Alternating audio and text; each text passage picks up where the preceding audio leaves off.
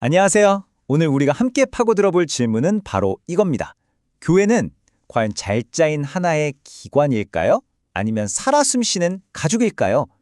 많은 현대신앙 공동체가 마주한 아주 중요한 질문이죠. 자, 그럼 시작해볼까요? 좀 도발적인 아이디어로 문을 열어볼까 하는데요. 사회학자 조지 리처가 만들고 저자 존 드레인이 신앙의 영역으로 가져온 개념입니다. 혹시 여러분 교회에 가면서 이거 너무 패스트푸드점 같은데? 하는 느낌 받아보신 적 없으세요?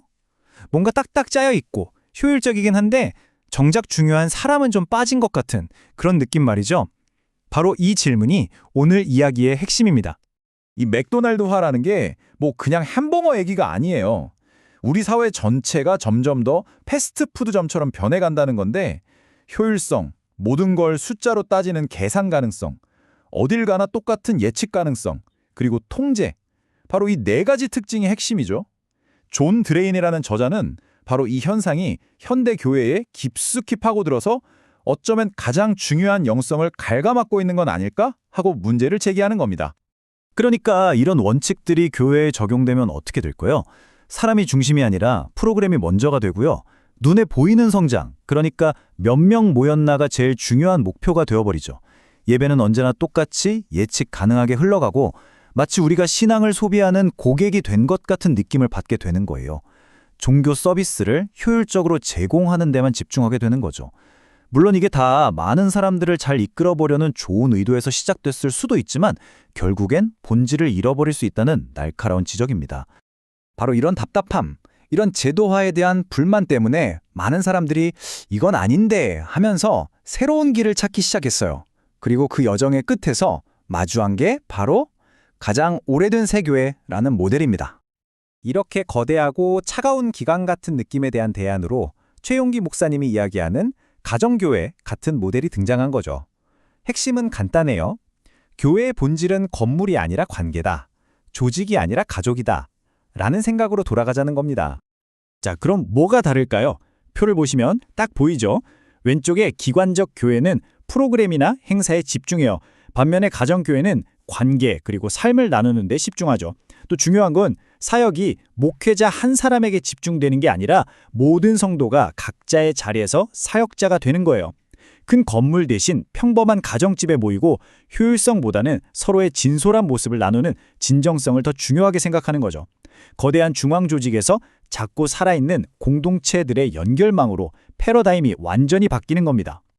자, 그럼 이 가정교회 모델 대체 어떻게 돌아가는 걸까요? 그냥 모여서 밥만 먹는 걸까요? 아닙니다. 아주 명확한 구조가 있어요. 이걸 삼축이라고 부르는데 일종의 하드웨어 같은 거예요. 첫째는 목장이라고 불리는 소그룹 모임이에요. 이게 바로 교회의 심장부죠. 같이 밥 먹고 삶을 나누는 곳. 둘째는 삶 공부를 통해 신앙의 원리를 체계적으로 배우고요. 마지막으로 주일에는 이 모든 작은 그룹들이 한자리에 모여서 연합 예배를 드립니다. 어때요? 작은 공동체의 친밀함과 전체가 함께하는 큰 그림, 그리고 배움의 깊이까지 이 세 가지가 균형을 딱 잡아주는 거죠. 마치 컴퓨터의 운영체제처럼요. 여기서 가장 중요한 목표가 뭔지 아세요? 그냥 주일마다 교회에 나가는 게 아니에요. 서로에게 진짜 교회가 되어주는 겁니다. 이게 정말 핵심적인 변화예요. 보통 평신도라고 불리는 일반 성도들이 더 이상 예배의 관객이나 수동적인 참여자가 아니게 되는 거죠. 사역과 전도의 주체로 바로 서게 되는 겁니다. 자, 그런데요. 여기서 정말 재미있는 사실이 하나 있어요. 사실 이 가정교회라는 아이디어가 하늘에서 뚝 떨어진 완전히 새로운 게 아니라는 겁니다. 알고 보면 훨씬 더 거대하고 아주 오래된 생각의 흐름 속에 있다는 거죠. 그게 바로 신자들의 교회라는 전통이에요. 이게 뭐냐면 교회는 태어날 때부터 자동으로 소속되는 국가기관 같은 게 아니라는 생각이에요. 오직 자신의 신앙 고백과 헌신을 통해 자발적으로 모인 제자들의 공동체라는 거죠. 선택의 문제라는 걸 아주 강하게 강조하는 개념입니다. 이 흐름 정말 뿌리가 깊어요. 보세요. 맨 처음 초대교회가 원래 가정집에 모이는 작은 공동체였잖아요. 그러다 12세기에는 발도파가 성직자만 설교하나? 우리도 한다? 하면서 평신도 사역을 강조했고요. 16세기 종교개혁 때는 제세례파가 믿음은 스스로 선택하는 거야 라면서 유아 세례 대신 성인 세례를 주장했죠. 그리고 오늘날 바로 이 가정교회나 선교적 교회 같은 운동들이 그 정신을 이어가고 있는 겁니다. 결국 진정성 있는 교회를 향한 열망은 역사 속에서 계속 반복되어 온 거죠. 그리고 이 흐름이 또 다른 중요한 개념, 바로 선교적 교회와도 딱 이어집니다. 여기서 선교적이라는 말은요, 그냥 멀리 다른 나라에 선교사를 보내는 것만을 의미하는 게 아니에요. 그보다 더 큰 개념이죠. 우리 교회 공동체 자체가 우리가 발딛고 사는 이 사회와 문화 속에서 선교적인 힘이 되어야 한다는 거예요. 훨씬 더 능동적이고 적극적인 신앙의 모습을 이야기하는 겁니다.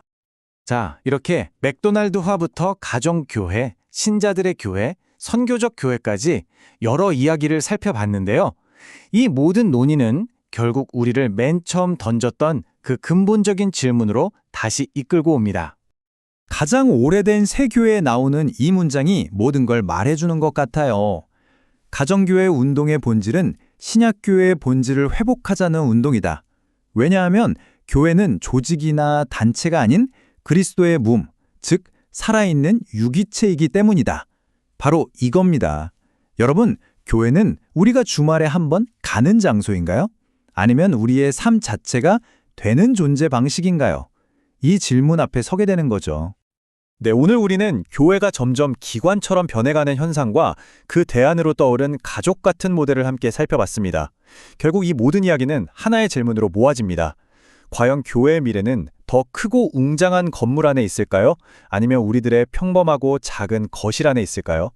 이 질문을 여러분께 남기면서 오늘 이야기를 마무리하겠습니다.